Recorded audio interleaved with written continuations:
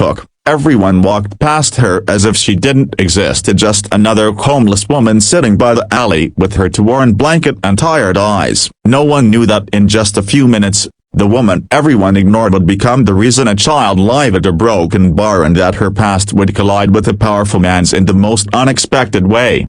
It was a cold evening in the city. The streets glowed with the orange hue of streetlights, and people rushed home, eager to escape the biting wind. On the corner of Willow Street sat a woman named Maya, wrapped in an old coat, clutching a steaming cup of donated coffee. She had been living on the streets for over 2 years now, after losing her job and her home when life collapsed faster than she could catch her breath.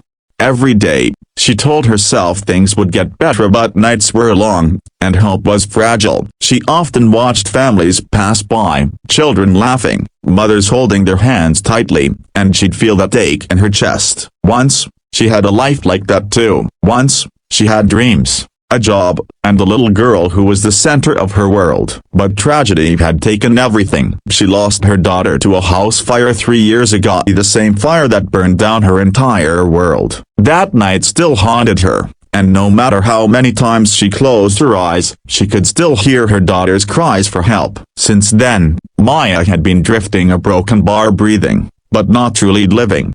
That night, as she sat near an abandoned building, something caught her attention: a faint scream. At first, she thought she was imagining it. Then she saw it, smoke curling up from the 3rd floor of the apartment building across the street. Flames were spreading, windows glowing red, and people were screaming for help. Without thinking, Maya jumped up, dropping her blanket. People gathered outside, shouting, filming with their phones, waiting for the fire trucks that hadn't arrived yet. But then, through the cracked window, Maya saw the small silhouette of a child, a little boy crying for his mother. Her heart stopped. For a split second, she was back in that night at the fire. The screams, her daughter's voice fading. She couldn't go through that again. Not again. Before anyone could stop her, Maya sprinted toward the building. "Ma'am, don't go in there, it's dangerous," someone yelled, but she didn't hear them. Her body moved on instinct. The stairway was already engulfed in smoke,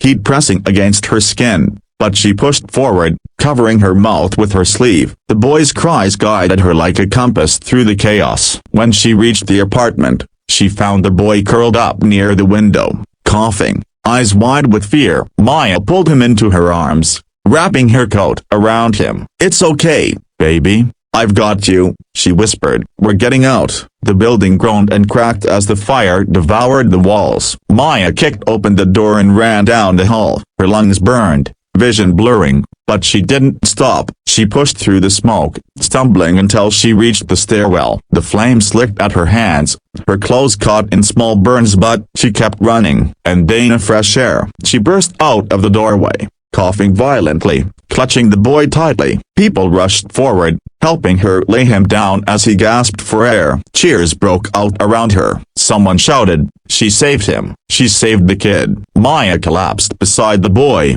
tears mixing with soot. For the first time in years, she felt something pure again, a purpose. A few minutes later, sirens blared and firefighters arrived. The boy was rushed to the ambulance, his mother crying hysterically as she hugged him. Maya smiled faintly, ready to fade back into the crowd like she always did.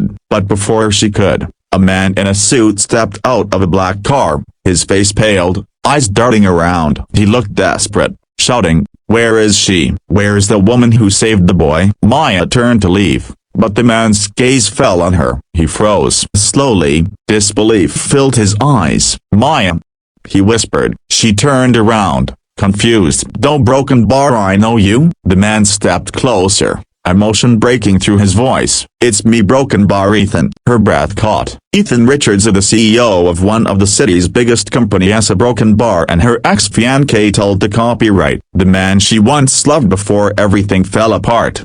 Years ago, they had been inseparable, but when Maya's daughter, his stepdaughter, died in the fire, grief tore them apart. Maya couldn't face him, couldn't face the pity in his eyes, so she disappeared. Ethan searched for her for years, but she was gone, lost to the streets. Now, here she was, covered in ash, trembling, but alive. Ethan's voice cracked. "You saved that boy." A broken bar. "Maya, you saved him." He knelt beside her, tears in his eyes. "You've always had the biggest heart." Maya shook her head weakly. "I couldn't save my own child. I found a broken bar, but I couldn't let another Onia." He stopped her, gripping her hands. "You did save someone. That boy is alive because of you. You've always been a hero. You just forgot."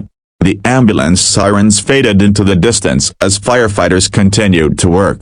Ethan took off his coat and wrapped it around her shoulders. She was shivering, exhausted, but when she looked into his eyes, something long lost flickered back to life via hope. "Maya," he said quietly, "you don't have to live like this anymore. Come with me, please." Tears filled her eyes. For years, she believed she had no place in the world, no reason to exist. But that night changed everything. Saving that boy didn't just save him up, it saved her too. She nodded, silently. Ethan helped her into the car, his hand never leaving hers. As they drove away, Maya looked back at the building, smoke still rising into the sky. Somewhere deep inside, she whispered a silent promise to her daughter, to herself, that she would live again. Ending message: sometimes, the people the world overlooks carry the biggest hearts. Maya thought her life was over, but fate gave her another chance yet to save, to heal, to be found again. Because heroes don't always wear a cape as a broken bar. Sometimes, they're the ones who've already walked through the fire and come back stronger.